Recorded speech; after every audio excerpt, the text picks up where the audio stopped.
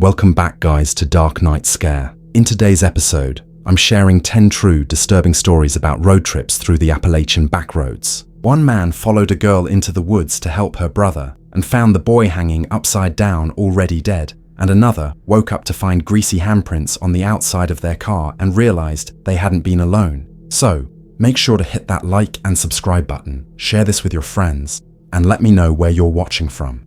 Thanks. Now, let's get into it.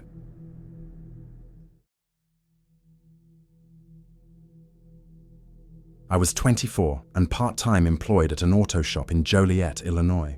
To make ends meet with rent, insurance, and whatever remained of my social life, I spent my evenings delivering pizza. Most nights, I'd end up crashing on the couch, still in my work pants. So when Micah sent me a random text one night, "Appalachian road trip, you in?"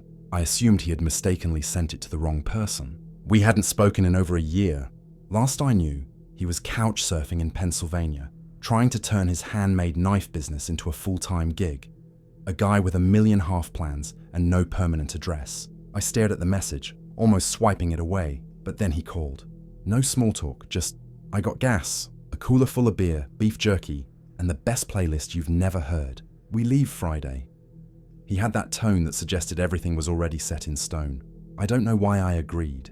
I had shifts scheduled and bills piling up, but I called off work, packed some clothes, a socket wrench set, and a blanket into my old hiking pack, then drove 6 hours to meet him in a Walmart parking lot just outside Bridgeport. From the outset, we established one rule. We would sleep in the car. I wasn't trying to be overly dramatic. I just don't trust tents or random cabins. Too many movies have shown me where that can lead. At least in a car, I had 4 doors and a horn.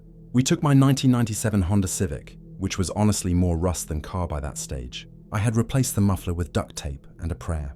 By the time we hit the West Virginia border, the AC had given out, and the radio was nothing but static and weird AM gospel stations. But the roads were a different story.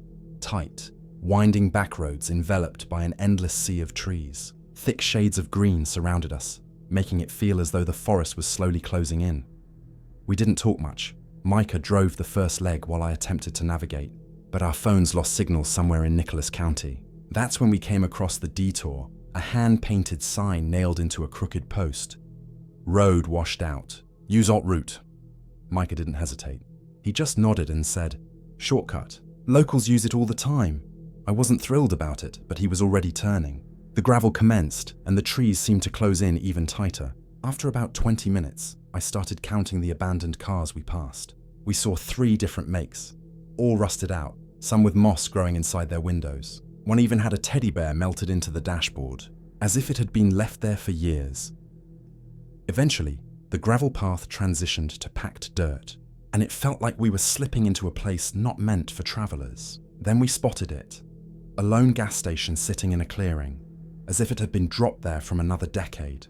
No other buildings were in sight, just that single squat structure, an old truck half devoured by vines, and a flickering sign over the door that read "Ice" in broken neon. Micah stepped out without a word. "Gotta piss." I didn't even get a chance to mention that it looked boarded up before he was already heading around back. I waited a few seconds with the engine still running, but the eerie quiet got to me. Something about that place felt off. Reluctantly, I stepped out and followed. The back door was cracked open. I gave it a push. Inside, there was dust and silence. It seemed like someone had walked out in the middle of their shift decades ago, never to return. The shelves still held candy bars with labels I didn't recognize. The coolers were smashed in, and the register light swung gently, despite the air being completely still. Micah stood at the far end, apparently finishing up in what might have once been a bathroom. He glanced over and said, "Creepy, but I've taken worse leaks." That's when we heard it. A clicking sound, mechanical, slow, and repetitive. Click, click, click, and then silence. Micah stiffened. What the hell was that? The sound came from beneath the floor, like something had powered on and then shut off. Not loud, just unsettling. We didn't exchange another word.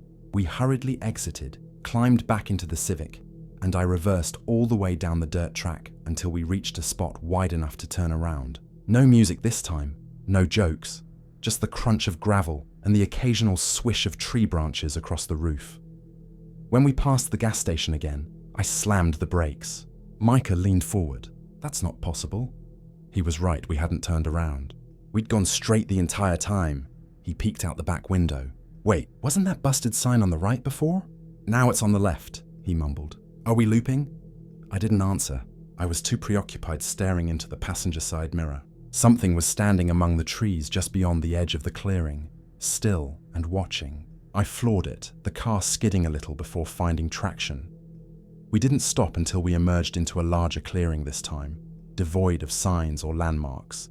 Just a wide open space as if the forest had expelled it.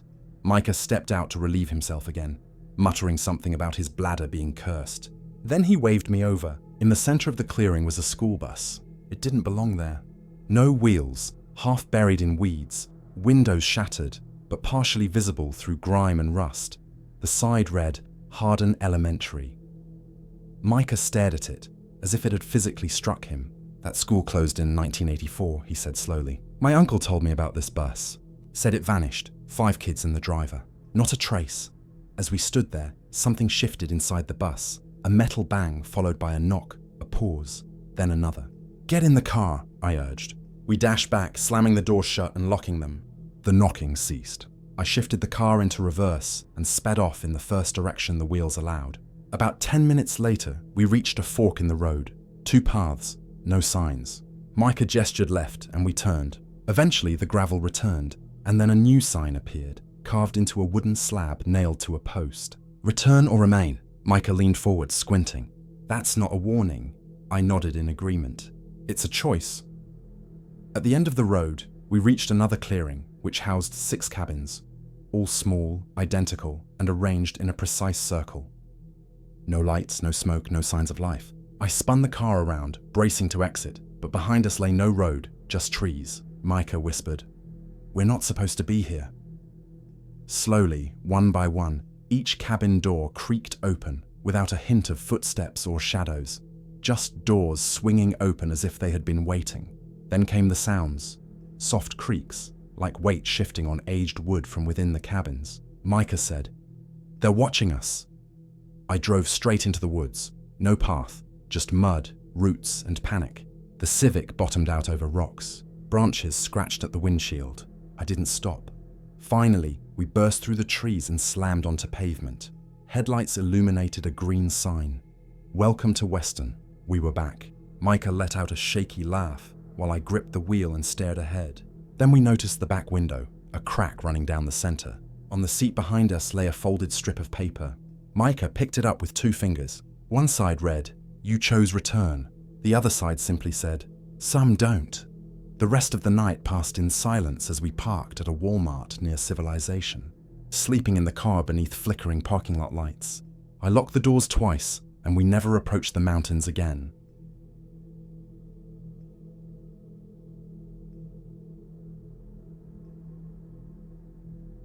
I moved to Western Virginia a few years ago when I took the job of a state trooper. I didn't really have much keeping me where I was, and the allure of open land and quieter roads was appealing at first. However, the truth is, this place isn't as peaceful as it appears from the outside. Sure, it has scenic overlooks and postcard-worthy mountain views, but underneath that facade lies a lot of strange, sad, and dangerous stuff, the kinds of things that townsfolk rarely discuss. Out here, you don't simply issue tickets or patrol. School zones, you wear every hat imaginable. EMT, counselor, conflict mediator. Once, I even assisted in delivering a baby on the side of a highway. Another time, I pulled a body from a ravine that had decomposed to the point of being unrecognizable. Eventually, you stop flinching. You adapt. But it does take a toll on your mind. My way of coping with the pressure has always been consistent. Get behind the wheel and drive. It doesn't matter where, just queue up old playlists, cruise the back roads, and let the miles alleviate whatever stress has built up inside me. That's how I found myself in a local car group. It wasn't official or anything, just a collection of gearheads and weekend enthusiasts sharing stories. One of them was a guy named Logan, or at least I thought that was his name. The Logan, I knew, was easygoing, clean-cut, always exuding the scent of motor oil and leather conditioner. He spent more time under the hood of his souped-up Honda than he probably did sleeping. He and I did one late-night run through the Blue Ridge Parkway together, fog rolling over the road like smoke, headlights illuminating deer lurking in the brush, tires humming against the asphalt. It was one of those surreal drives where you forget about the world's chaos. We agreed to do it again, so when I received a message from him weeks later that said, "It's been a while. You free for a ride sometime?" I assumed it was him. I had the weekend off. No shifts, no urgent matters. I replied with a time. The response was immediate. "Perfect. Let's make it a little trip. Maybe find a trail to hike." I hesitated. Logan wasn't much of a hiker. He used to joke that the only mountain he cared about was the one beneath his tires. I glanced back at the previous messages, discovering it wasn't actually Logan texting me, but someone else I had met years earlier during my college days. It was one of those chaotic festival weekends filled with noise, cheap beer, and unanticipated friendships. He had been a photography major back then, passionate about capturing nature, forests, and abandoned structures. Our interaction had remained on the periphery, likes on Instagram and the occasional message about new albums. Given that background, I should have backed out, but something stopped me, be it guilt, boredom, or a yearning for a change of pace for just a day. So, I proceeded. We chose a trail near the Tennessee border, remote but supposedly scenic. When I picked him up at the bus station, I barely recognized him. It seemed as though he had lived outside for a significant time. His hair hung long and stringy, his beard uneven from neglect.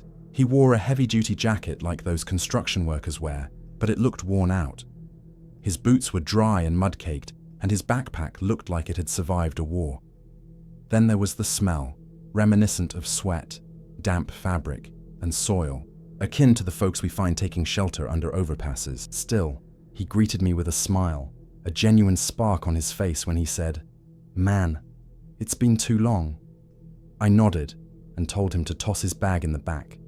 We made a brief stop at a hardware store for supplies, water, protein bars, a lighter, and some basic hiking gear. That's when he proposed a different trail, one he deemed better than the one we originally planned. He called it a hidden gem, not listed on any maps. It followed a creek and promised better photo opportunities. I checked the GPS and discovered it was indeed out there, past the last paved road. It barely registered on the screen, but it was credible enough. I've patrolled more precarious areas. Being remote didn't intimidate me.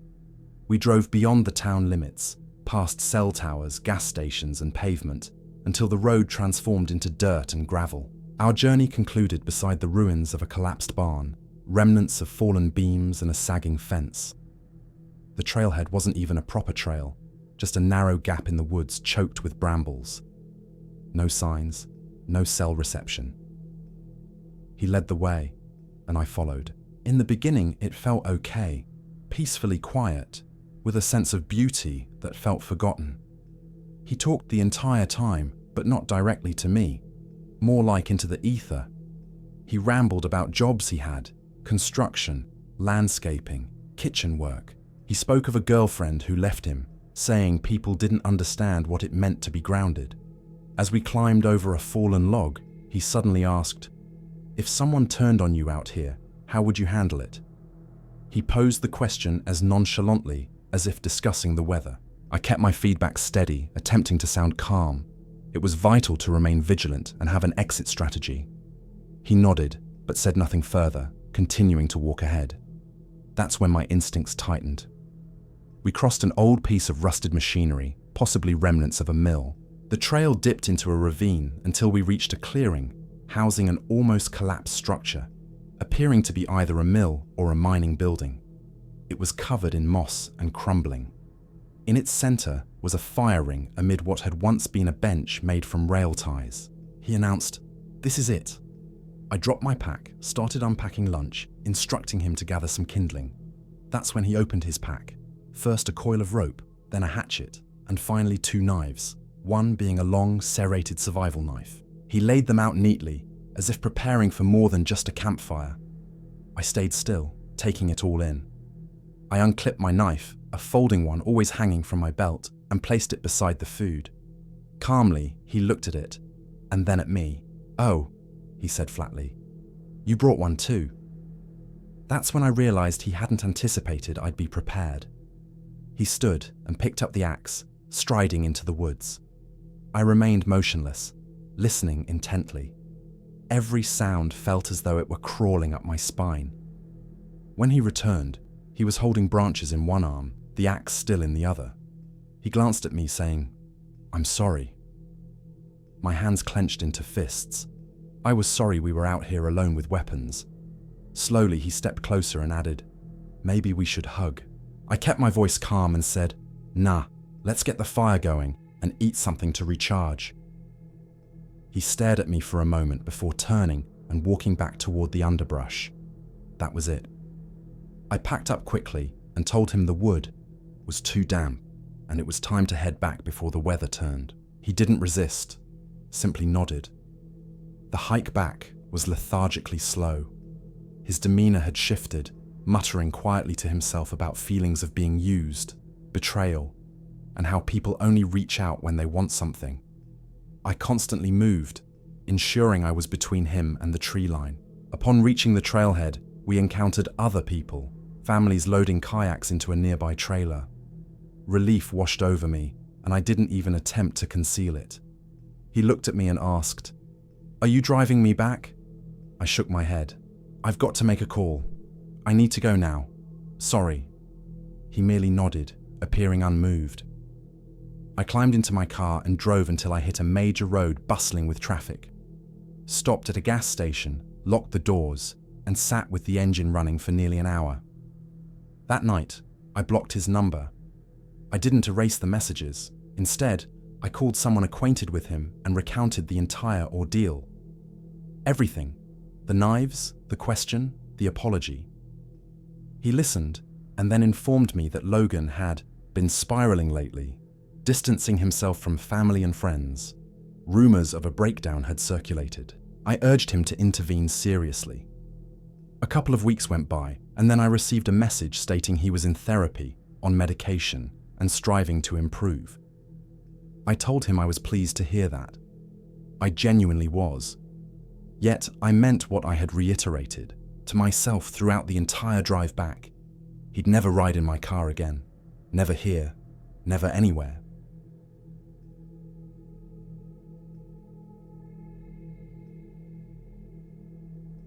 That was when I was 24, feeling trapped. Not just emotionally wrecked, I was truly stuck. You know that sensation of being unable to discern if you're sad or numb, merely going through the motions? That was me. I had just emerged from a prolonged breakup that felt more like weathering a storm rather than ending a relationship.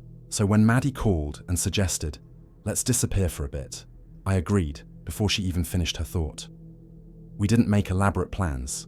That was the intention. Just toss a tent and a few sleeping bags into her old Subaru, fill the cooler with items that didn't require cooking, and drive. Our journey led us south along the Blue Ridge Parkway, stopping whenever it felt right, resting wherever it made sense. Maddie dubbed it our escape tour. To me, it felt more therapeutic. I could afford it. The first few days went by smoothly, almost peacefully. No phone calls, no emails, just mountains, trees, and Maddie humming to a playlist we had curated back in college. We would stop at random trailheads we stumbled upon, hike until our legs protested, then pitch camp somewhere we could stargaze. The simplicity of it all seemed to work wonders. While I wouldn't say I felt fully healed, at least I wasn't drowning anymore. On the fourth day, we came across a side road. Gravel, narrow, in poor condition. It was the type of road you wouldn't even notice unless you were specifically searching for a diversion. Maddie noticed it first. "Let's try this one," she suggested. There was no sign, no marker, just a faint tire track fading into the trees. I didn't hesitate. Within 10 minutes, we lost all signal. No GPS, no reception, only trees flanking us alongside the crunch of gravel under the tires. We assumed it would eventually loop back to the highway. We had done this sort of thing before. Spontaneous, silly detours that led to hidden waterfalls or tiny towns with incredible coffee. However, this time felt different. After an hour, the road became narrow such that branches tapped against the roof of the car. The sun began to descend behind the trees, and I realized we hadn't spotted another vehicle, house, or even a mailbox within the last 30 minutes. Just an entanglement of forest, tantalizingly thick. Suddenly, Maddie pointed out a sign nailed to a birch tree, handmade, with faded red paint that was chipping and uneven. "Camp Elizabeth Hollow, 1 mile," it read. I chuckled. "Sounds like the place people go missing."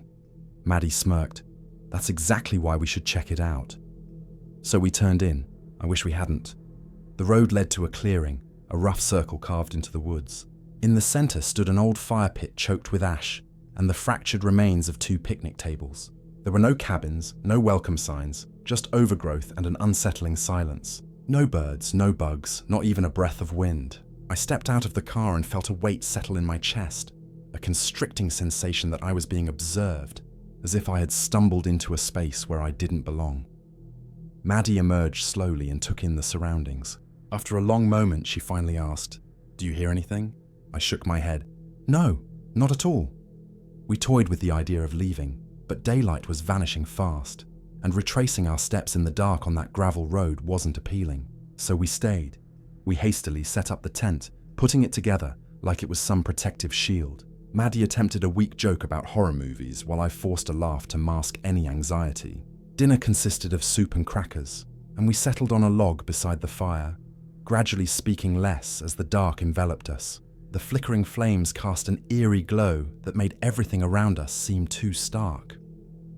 At around 10 p.m, it began, the slow, deliberate snapping of twigs, not rustling, not wind, but footsteps. Maddie stiffened. "Did you hear that?" she whispered. I nodded, both of us freezing in place, listening intently. Another snap sounded closer, prompting me to rise and toss more logs onto the fire, hoping to bolster its brightness. I remained silent, as did Maddie. Then she announced sharply and quietly, "We're sleeping in the car." We gathered our belongings and slid into the car, locking the doors behind us. We reclined the seats, bundling ourselves under jackets and trying to rid ourselves of the creeping sensation. "We're just being paranoid," she mumbled. "Could be an animal."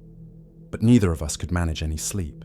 The silence became oppressive, and we flinched at every small disruption. Then, perhaps around 1 a.m, I discerned it. A soft tapping, sporadic yet persistent. I was convinced I was imagining it until I realized it emanated from the backseat window, right behind Maddie's head. I turned slowly to gaze at the window. There it was. Faint, fogged, a handprint pressed against the inside glass. Breath caught in my throat. I grasped Maddie's arm and whispered, "Don't look, just move." She turned anyway, her face blanching. Instead of screaming, she nodded in understanding. We started the car without further hesitation and sped off. No words exchanged, just gravel scattering and headlights cutting through the darkness. Each shadow felt insidious. Every tree appeared as if it might shift. We drove relentlessly for hours. Right after sunrise, we stumbled upon a paved road. I felt immense relief. It led us to a gas station. Old and faded, it had an air of abandonment, until I noticed the neon open sign still glowing in the window. We walked in, shaking. The man behind the counter didn't even flinch. "You girls coming from Ellison Hollow?" he asked. I froze. "You know it?" He nodded. It used to be a camp that closed after some folks went missing. Rangers tried to shut it down, but I suppose they overlooked a few roads. Maddie inquired about their fate, and the man's eyes turned unreadable. Some places don't like being remembered. We exchanged no further words after that, just exited the store. We didn't pause again until we found a motel with secure locks and solid walls. I didn't sleep, yet I didn't care. It felt as though something followed us the whole way. We had finally outrun it. Back home, I sought out Camp Ellison Hollow. I scoured maps, forums, and old records. Nothing. It doesn't exist. But a week later, while cleaning out the back seat of Maddie's car, I wiped down the windows and spotted it again. Exactly the same handprint on the glass. I cleaned it off. The next morning, it returned.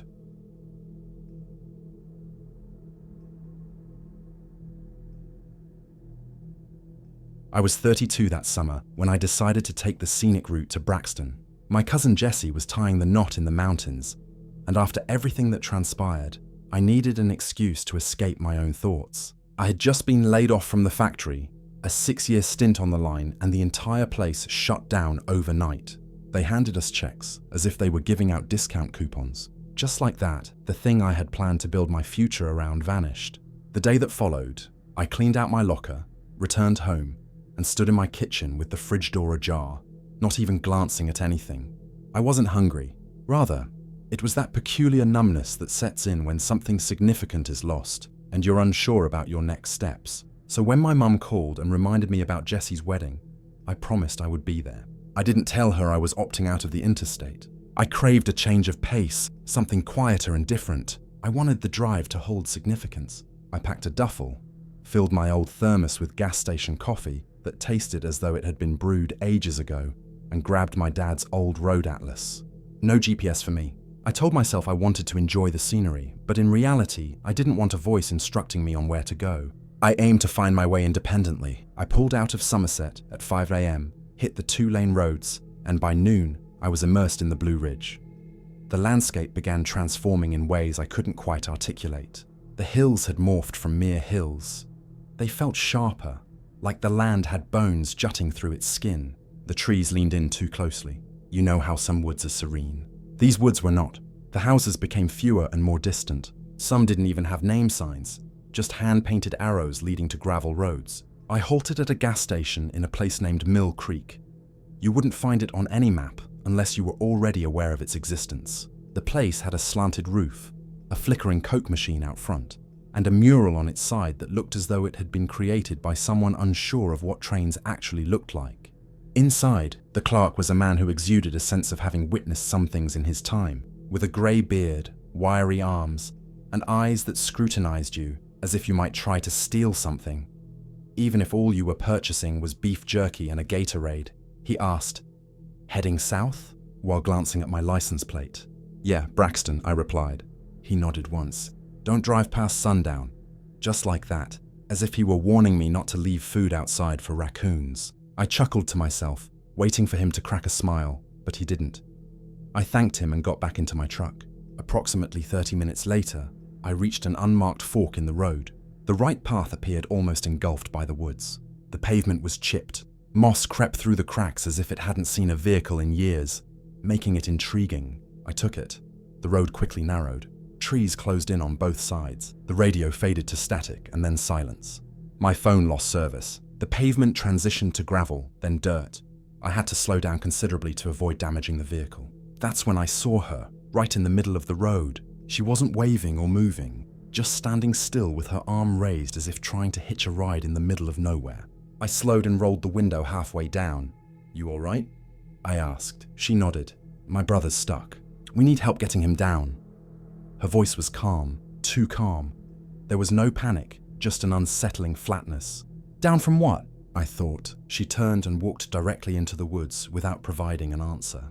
I sat there for a moment, my hand still resting on the steering wheel. Every instinct told me to drive away. However, she didn't seem threatening. She looked like someone in need of assistance. And I couldn't just drive off knowing there might be a kid in trouble out there. So I parked the truck, locked it out of habit, and followed her. The woods enveloped us quickly. She seemed to glide through every root and low branch. I had to duck, sidestep, and force my way through brush just to keep her in sight. The air became heavy, saturated with the rich scent of wet leaves and rust. There were no birds, no bugs, just the sound of my breath becoming louder with each step I took. Then we arrived at a small ravine, and that's when I spotted the boy. He was dangling upside down from a tree. One leg was ensnared in thick vines. His arms hung limply. His shirt had twisted up near his chest, and his head was angled in a way I had never witnessed outside of a car accident. I stepped closer, intending to help him down, but then I noticed his eyes. They were wide open and glassy, unblinking. His face, it didn't just appear pale. It looked wrong, grey, flat, as if whatever made him human had been siphoned away. "He's dead," I blurted out without thinking. I turned back to where the woman had been. She had vanished, no sound, no footsteps, gone. I stood there, spinning slowly in circles, searching for any sign of her. It was just bark and brush, and trees that all resembled one another. I didn't run, not yet. I began moving in what I hoped would lead me back in the direction we had come from. After about 10 minutes of flailing through the underbrush, I finally hit the road again. Only my truck was missing. In its place was a building, 1 story tall, with warped and mismatched wooden slats. No windows, a door that appeared to have been pried open and nailed shut multiple times. Above it hung a sign with the letters completely carved off, just scratches where the words used to be. It resembled a church conjured from unsettling nightmares. I didn't want to approach, but without a phone, a ride, or any sense of where I was, I had little choice. I stepped inside. The interior smelled of damp soil and rusty tools. The ground was just packed dirt. A stone slab lay in the center, void of light in ways I did not wish to explore. Candles burned at all four corners. Fresh wax dripped down the sides. Then I felt breath on the back of my neck. I whipped around quickly. There stood a man in the doorway. Bare feet, overalls, a long beard, and pale, cloudy eyes, devoid of pupils. "I'm lost," I stammered, backing up. "I don't want any trouble." He stepped forward, causing me to step back. Two more individuals emerged from an unknown location, namely, the woman and the boy. Only now, the boy was standing, taller, yet his head remained in that unnatural droop, as if it didn't belong to him. They didn't speak. They didn't move much. They merely observed me as if I were exactly where they intended for me to be. I bolted, pushing past the man and ducking past the reaching hand of the boy, sprinting through the door in a state of pure instinct. I didn't care where I was headed, only that it was away. Branches tore at my clothes. My arms bled. I stumbled over a root and slammed my knee against a rock, but I couldn't afford to stop. After what felt like hours of escape, I broke free from the trees and hit gravel. A real road, just as I thought my chest would implode. Headlights shone at me as I waved both arms like I was trying to signal a plane. An old pickup skidded to a halt. Rust covered every inch. Inside sat a woman who resembled someone's grandmother, with a shotgun resting across her lap. "You lost?" she asked, barely glancing my way. "There's something back there," I gasped. "People or things?" she questioned. "I don't know. A kid is hanging. He was already..." She didn't probe any further, just drove off. She took me back to Mill Creek and dropped me at the motel as if it were routine. I didn't inquire either. I left before dawn, got onto the highway, and didn't stop until I spotted a city sign. I didn't eat, didn't pee, didn't breathe properly until I was miles away from any trees. I filed a report about the truck. The authorities looked bewildered, claiming there was no road fitting my description, no missing child, no abandoned building. They searched the area, returning with nothing.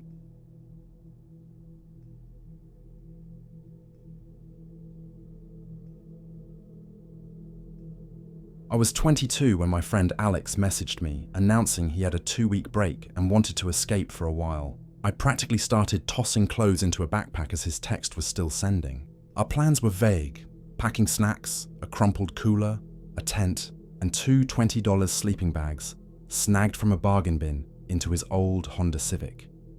The car emitted this dying whine whenever he turned the key, as if it already regretted embarking on this journey.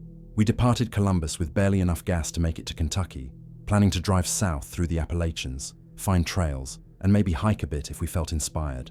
There were no reservations or deadlines, just open space. We were chasing that quiet, which you only discover when your phone's dead and no one knows where you are.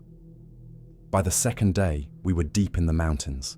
The further we ventured, the more it felt as though we were dropping off the grid. Our phones began to lose service just outside of Hazard, and the GPS started glitching every time we hit another winding road. Highways shrank into 2-lane strips and eventually gravel roads, the kind that seemed surprised anyone still dared to traverse them. At that point, we relied on whatever road signs we could find, following anything that seemed promising.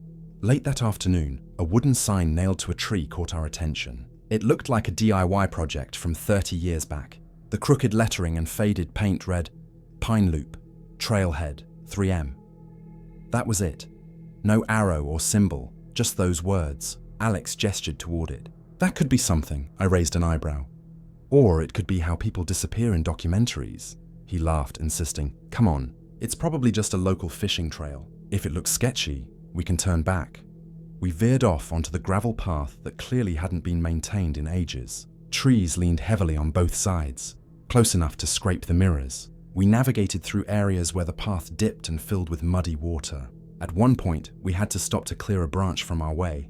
No other vehicles were around, no signs of life, only us, trees, and the wildlife keeping its distance. We finally arrived at our destination around 8:15. It appeared just as the photo had shown, except worse. One end of the bench had caved in. The fire ring overflowed with old ash and damp leaves, and trees closed in around us like the woods were trying to keep us at bay. The clearing barely fit the tent, but fatigue set in, and we needed to set up fast.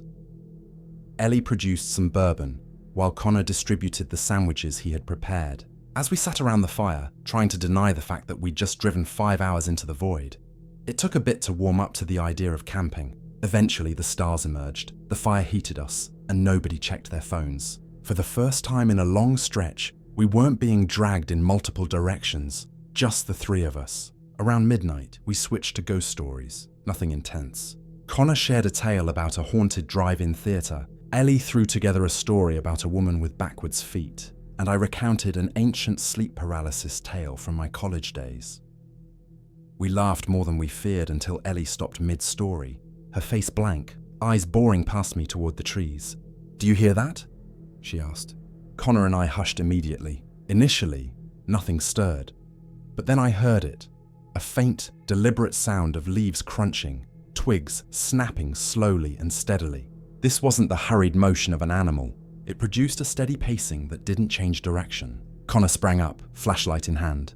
"Probably a deer," he ventured. I wanted to believe that, but my instincts told me otherwise. The footsteps kept circling just beyond the reach of the firelight, maintaining a constant distance as they wandered around us without approaching. We aimed our flashlights into the trees, the beams illuminating bark and branches, yet revealing no sign of movement. Eventually, the footsteps halted. We remained as still as statues. I felt the hairs on my arms raise. 10 seconds elapsed, then 20. Finally, Connor chuckled nervously. "Guess it's gone," he said, throwing another log onto the fire. Despite the crackling flames, the air felt heavy, and we didn't share many words afterward. Around 1:30, we crawled into the tent, zipped it up, and attempted to sleep. I woke up around 3 a.m. with an urgent need to relieve myself. My phone was dead, so I checked my watch. It read 3:03. Quietly, I slipped out of my sleeping bag, unzipped the tent, and stepped into the clearing. It was eerily silent, not just night-level quiet, but a complete absence. No crickets, no wind, nothing. I walked about 10 feet from the tent, took care of business, turned to head back, and froze. Behind the bench about 10 feet away stood a figure, tall, completely still, without sound or light, just watching. My heart dropped. I wanted to yell, but nothing came out. The figure remained motionless. Slowly, it stepped backward, not turning, just retreating into the trees and vanishing. I sprinted back to the tent, dove inside, and shook the others awake. "There's someone out there," I whispered, referencing the bench. Connor grabbed the hatchet, and Ellie took her flashlight. Together, we stepped outside and scoured the clearing. No footprints, no noise, just the woods as still as before. Sleep was out of the picture. We rebuilt the fire and sat there until sunrise, hardly speaking. At dawn, we dismantled camp in record time. No one suggested we stay. We all understood we had to go. On our drive back, Connor flipped through the photos on his phone. Mostly blurry images of our laughter around the fire. But then he halted. "Check this out," he said, displaying a photo from the night prior. The fire pit centered. The bench in the background, and to its left, caught in the shadows, was a figure still facing the camera, the exact spot I had seen it that night. None of us had noticed it during the photo capture. The atmosphere in the car turned subdued. A few nights later, Ellie called me, claiming she'd been hearing footsteps outside her window, slow, always after midnight. Not the hurried pace of an animal, just the consistent tread of pacing. Her room was on the second floor. Connor also sent me a text about someone knocking on his apartment door at 3:03 a.m. He lives on the third floor with no outside stairs. When he peered through the peephole, there was nobody there. He opened the door, finding only emptiness in the hallway. As for me, thankfully, I hadn't seen anything.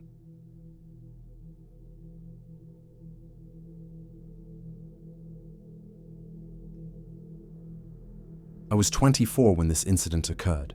2 of my closest friends and I planned a super budget-friendly road trip. Just 3 guys, a cooler, and a couple of tents driving from Ohio down to the Carolinas. We decided to cut straight through the Appalachian mountains, thinking it would be scenic and calm. Being broke meant no hotels, just campsites and the gas station grub we could handle. Initially, we were having a blast, typical road trip shenanigans. Bad coffee, local radio, and greasy diners sporting cracked vinyl booths. We found ourselves close to the West Virginia border when Jake, who harbors this peculiar fascination with old maps, pulled one out and pointed to a dotted line running through the national forest. He was thrilled, claiming it would save us a couple of hours. Of course, it was nowhere to be found on Google Maps. As the driver, I wasn't too keen on taking his recommendation. The path appeared narrow, just a strip of cracked asphalt with no lines and no shoulder.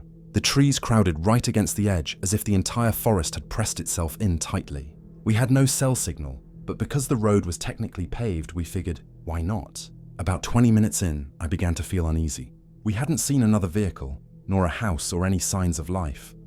Not even a stray mailbox or a discarded beer can on the shoulder. The trees also lacked a natural look, same spacing, same height, everything uniform. It felt surreal. I joked that it looked like someone had copy-pasted the same tree. Jake shrugged it off, saying it was likely an old maintenance road. Then we saw her, a woman standing by the roadside. She faced away from us, clad in a long white dress that swept the ground, barefoot with straight grey hair cascading down her back. She didn't move or react as we passed by, just stood there as if waiting for something. A 10-second silence hung in the air until Caleb, seated in the back, leaned forward and asked, "Did she have a face?" I thought he was kidding. "What, seriously?" I responded. "Did she have a face?" He pressed. We bantered back and forth while Jake dismissed it, saying she was just a woman living in the woods. But Caleb turned ghostly pale, insisting she looked wrong. Her skin appeared artificial, like candle wax, and her arms seemed too long. He believed she wasn't real. Stumbling upon her again, she was in the same spot, same posture, same dress. I slammed the brakes and we all exited the car. A moment of disbelief. But she was gone. The spot was empty, no trace of her anywhere. We searched up and down the shoulder, shouting for her. Jake downplayed it, saying it could have been a strange coincidence. "Maybe there are twins," he suggested. I gave him a look, bewildered. Identical twins in matching dresses standing silently on a mountain road. Back inside the car, I took a turn, uneasy about continuing. Yet, the return felt different. We saw no forks or turns, just endless trees. This time, the trees appeared mirrored. There was one leaning tree with a chunk missing from the bark. I spotted it on the left. Minutes later, it was appearing on the right. Same lean, same scar. That's when Caleb murmured, "We're stuck." Jake scolded him to be quiet and urged me to keep driving.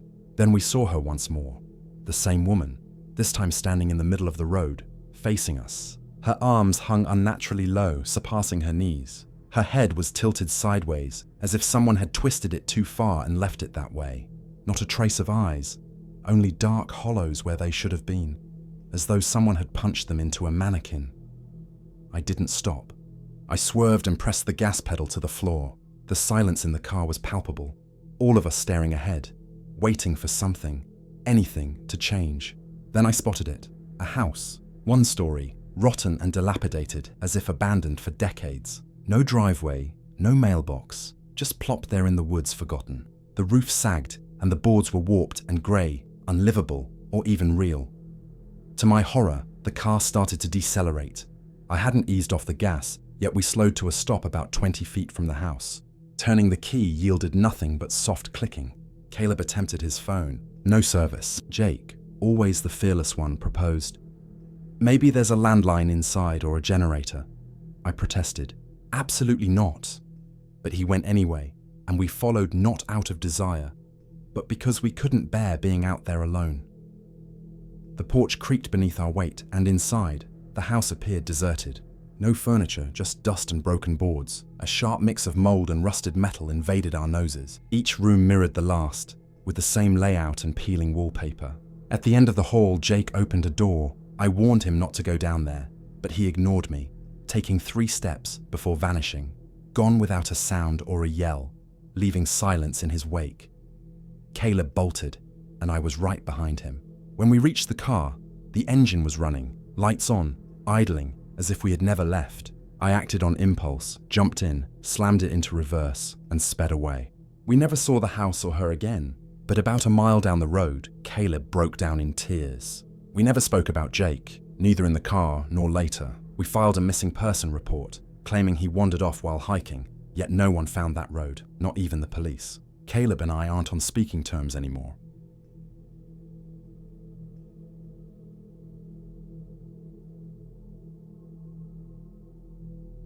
I am a freelance photographer specializing in capturing landscapes and abandoned spaces, locations with forgotten histories. Over the years, I've traversed countless backroads. People often inquire if I feel fear during these solo excursions. Truthfully, nothing ever happened to unsettle me until this particular incident. It was mid-September when I embarked on a journey into the Appalachians. I had a list of deserted gas stations and shuttered motels I wanted to document, particularly targeting a stretch in West Virginia near the Kentucky border, areas with sparse cell coverage and numerous forgotten towns, perfect for my project.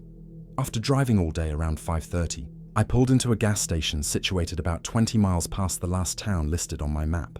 The place resembled a location that hadn't experienced cleaning since the 90s. The air carried the scent of old oil and decaying plywood. I parked beside the lone functioning pump and entered to pay. Naturally, there was no card reader. The man behind the counter glanced up as I walked in, late 50s or older, wearing a dirty grey hoodie with the sleeves rolled up.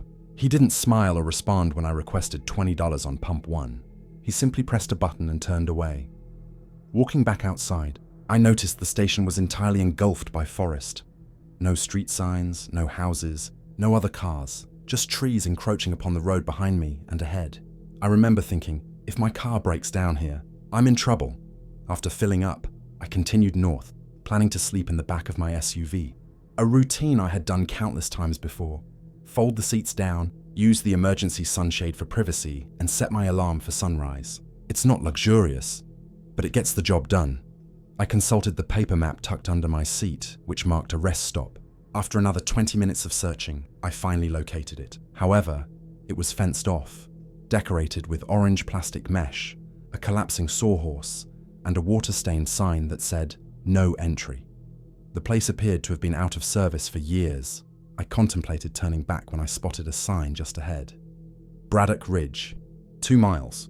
It was hand-painted and attached to a wooden post, hardly official, but I assumed there might be a church or school there where I could park discreetly. As the road narrowed and began to ascend, there were no signs, no houses, just the same towering trees growing denser the further I went. About a mile in, the road forked sharply. No markings, just a sudden split into 2 identical paths. For reasons I can't explain, I chose the left. A few minutes later, the trees parted to reveal what had once been a small town, or at least a cluster of buildings. A church with a crooked bell tower, a post office no larger than a garden shed, and a solitary pickup truck hidden under a canopy of vines. No lights, no movement, it appeared abandoned. I parked in front of the church, managing just enough room off the road to avoid the weeds. I turned off the engine and listened. No wind, no bugs, just a heavy silence. Locking the doors, I crawled into the back, draped a blanket over myself, and shoved my camera bag beneath my legs, leaving one boot on in case I needed to exit quickly. I must have drifted off before 9. I didn't check the clock but was jolted awake abruptly, with no dreams or reasons, just a sudden, intense awareness. My head had hit the window and I sat there, heart racing. Then I heard it. A scrape.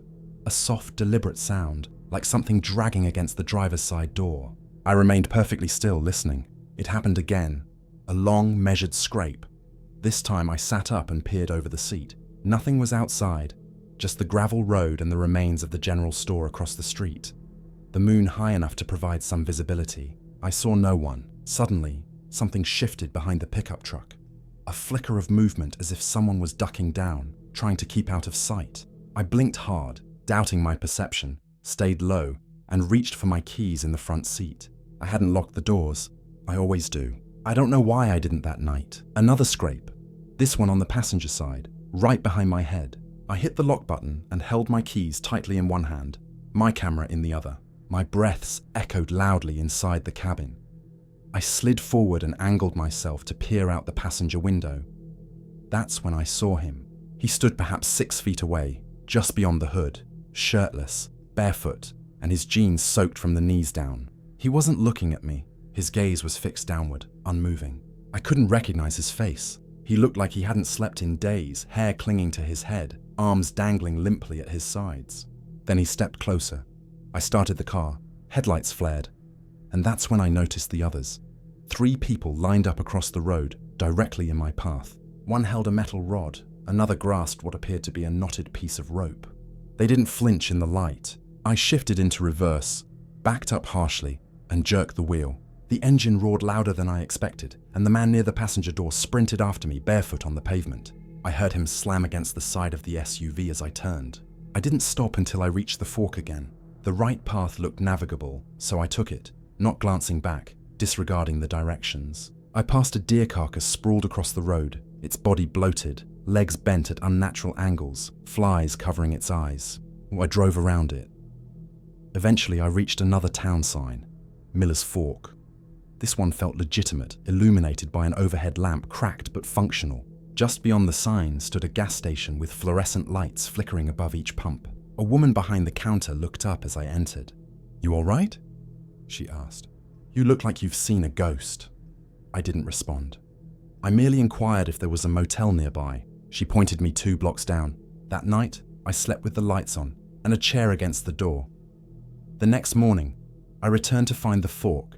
I had to know. I retraced every turn, every mile, but the split wasn't there. The road was completely intact. No branches, no turnoffs, only dense trees lining both sides, untouched. I stood there for a long time with the engine idling, staring into the underbrush. There was no road, no gap. When I returned to the Miller's Fork gas station, I asked the clerk if she knew of Braddock Ridge. She squinted. "Nope," she replied. "Ain't no place around here by that name." She resumed unpacking cigarette cartons, not looking at me again. After that, I stopped sleeping in the car.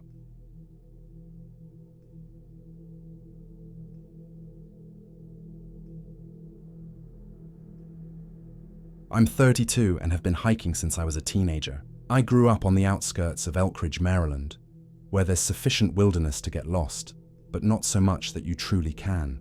As a kid, my dad would take me on weekend hikes, a habit that stuck with me. There's something calming about being in nature. No phones, engines, or lights, just the sound of leaves crunching underfoot and the rhythm of your breathing.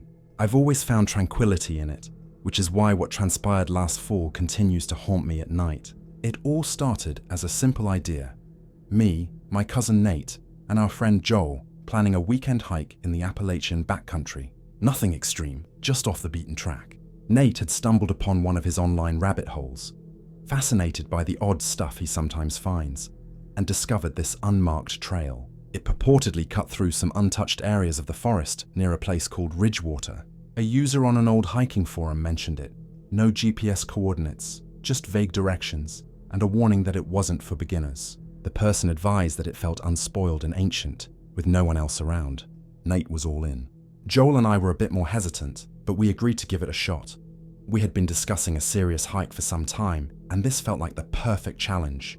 We set off Friday morning, embarking on a 4-hour drive to reach the area, followed by half an hour creeping along a dirt road until we arrived at an old, rusted livestock gate, its chain dangling, almost as if someone had abandoned it long ago. There were no signs, no visible trail ahead, just an opening in the trees and the eerie quiet that often accompanies a shut-off engine. Loading our gear, backpacks, sleeping bags, freeze-dried food, we commenced our trek. Initially, everything was perfect. Trees grew close together, and the trail barely appeared to be more than a muddy, winding path through the underbrush. It felt as though we had entered a long-forgotten place, not in an Instagram-worthy, romanticized sense, but rather as if someone had locked a door behind us without telling us. About 2 hours into the journey, I noticed that the woods were too silent. No birds, no bugs, not even squirrels stirring in the brush. All that remained was the soft sound of our boots hitting the earth and the occasional clink of Joel's water bottle against his pack. I brought it up casually, and Nate shrugged it off. "Guess it's just that kind of place." Joel didn't say anything, and we continued on. We reached a clearing around 4:30, which Nate had spotted on satellite imagery. A bald patch of ground nestled in a slope's crook. Stepping into it sent shivers down my spine. The space felt ambiguous. Not dangerous precisely, but comparable to walking into a room right after a fight had taken place. The tension lingered in the air. 3 charred logs formed a circle around a fire pit, cracked and blackened but clearly long unused. No signs of fresh ash remained, only moss-covered rocks and the faint aroma of sap and damp wood. We set up camp while Nate joked about forest cults and Joel remained vigilant, frequently checking the tree line as if he anticipated something emerging. I feigned indifference, yet I found myself glancing over my shoulder often.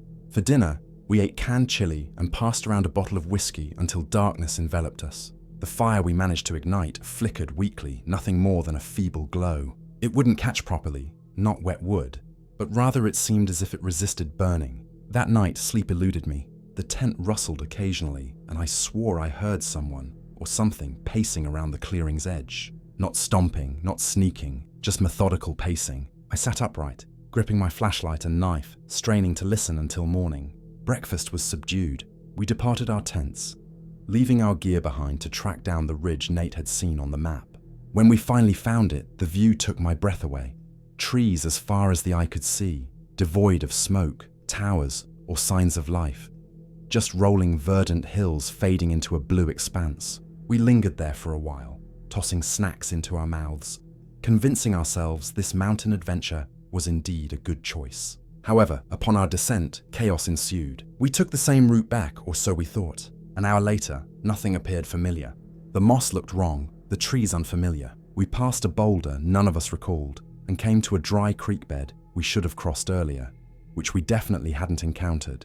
I pulled out my compass. South was the intended direction, but the sun now rested on our left, indicating we were heading east. Then, Joel bluntly stated our unspoken fears. We're lost. Nate tried to argue initially, insisting we'd be just fine. Yet his tone grew more tenuous as we pressed on. Suddenly we heard it, a branch snapping, not from a squirrel or wind, but something heavier. We halted. I called out a simple, "Hello." Silence. Turning around, we tried another path, and after 20 minutes, somehow ended up back at the clearing. Relief washed over us, but one of the logs was shifted. It was subtle but unmistakable, just rotated slightly. I stared at it in disbelief, my mouth turning dry. We didn't speak about it, but started preparing for another night, pretending nothing was awry. Joel attempted to start the fire again, yet it was the same story. Weak flames, a lot of smoke, but no real warmth. We ate in silence, and I noticed Joel gripping the handle of his hatchet so tightly his knuckles turned white. That night, everything in the woods went utterly still. Not quiet, dead silent. At around 2 in the morning, I awoke, feeling an odd weight pressing on my chest. Not anxiety or fear, but an invisible force, as if I had been buried alive. I got out of my tent to find the fire extinguished. Nate and Joel's tents remained tightly zipped. I flicked on my flashlight, which flickered once before becoming steady. That was when I heard the footsteps again, slow and cautious, circling us. Then a sound echoed directly behind me, a breath close enough that I could feel its warmth on my ear. I spun around with my light raised, but there was nothing, just trees. I backed into my tent and remained there until morning, heart racing and knife in hand. At dawn, Nate and Joel had already packed. No casual exchanges, no "how did you sleep?" We packed in silence. While rolling up my tent, Joel emitted a strange low grunt and held something aloft. A crude figure crafted from twigs, tied together with red thread around its limbs and neck. It hadn't been there the previous night. We burned it, saying nothing. The trek back was swift, and we made no stops. Somehow, we sidestepped being turned around. It felt like the woods yearned for us to leave. Half a mile from our vehicles, we spotted a tree with fresh carvings. 3 figures made of sticks, 1 tall and 2 shorter. No initials, just crude humanoid shapes. Nate walked past without a word. Joel didn't even glance back. I lingered for maybe a second too long, and we never discussed it afterward. Nate moved to Philadelphia, saying he wanted to be closer to civilization. Joel stopped hiking altogether, and as for me, I still venture outside, but I stick to marked trails, keep close to towns, and steer clear of woods that don't want me around.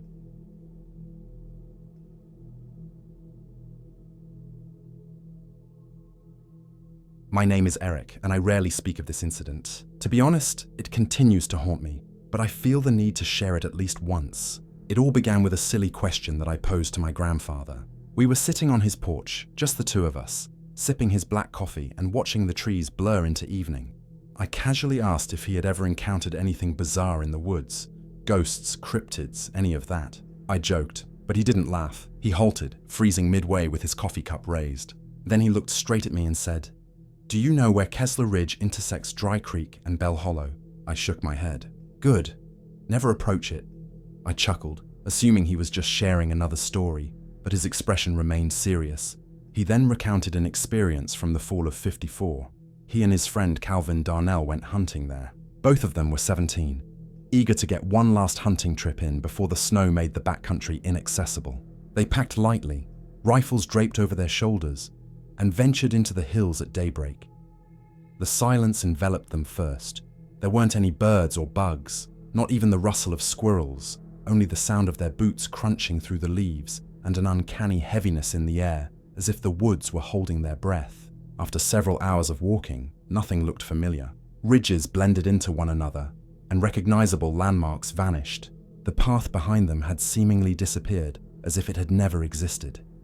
They attempted to use the radio, but only static emitted, no random static either. My grandfather swore the sound resembled slow breathing.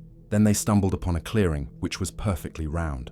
Trees leaned inward, and in the center stood an old wooden structure resembling a church, though not quite so.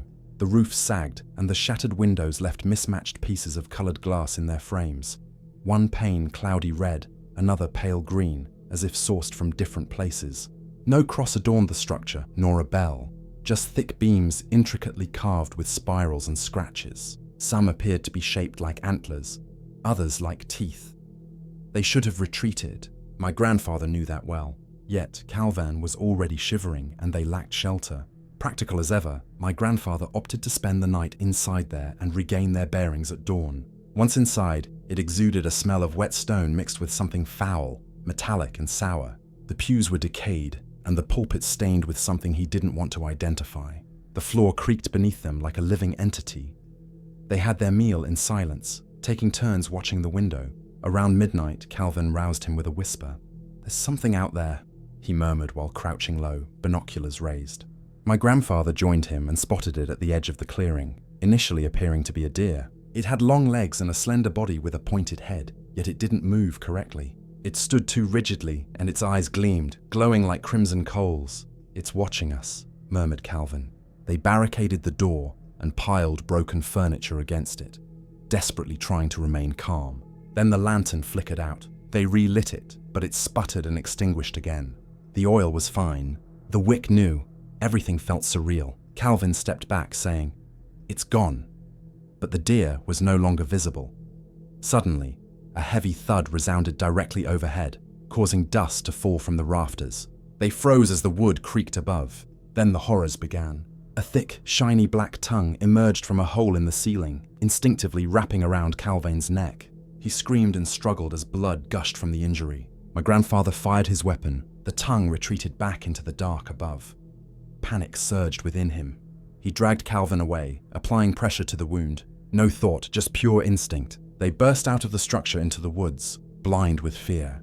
Branches lashed at their faces, and rocks tore at their boots. They ran until collapsing from exhaustion, lungs heaving.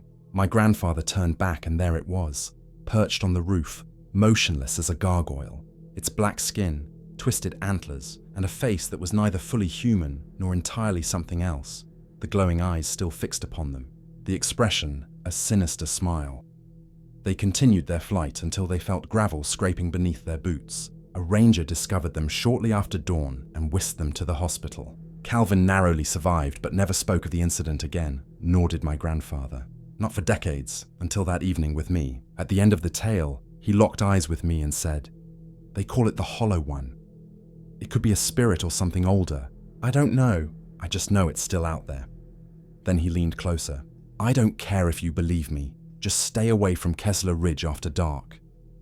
Because when he said those words, his voice remained steady, yet his hands trembled uncontrollably. I've never forgotten the look in his eyes.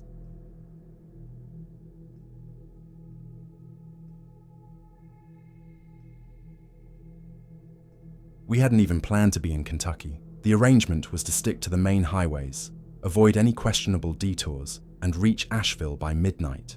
Jason had meticulously printed out his route, even though we all had smartphones. He's old-fashioned like that. However, after lunch at a sketchy little truck stop, I dozed off in the passenger seat. You know the type of nap? The kind that hits you after a food coma where you blink and suddenly an hour has elapsed. When I opened my eyes, the surroundings had transformed. Jason was driving as if everything was perfectly normal, his arm propped out the window, tapping the wheel like he was listening to a song. The issue was that the road didn't match anything from earlier.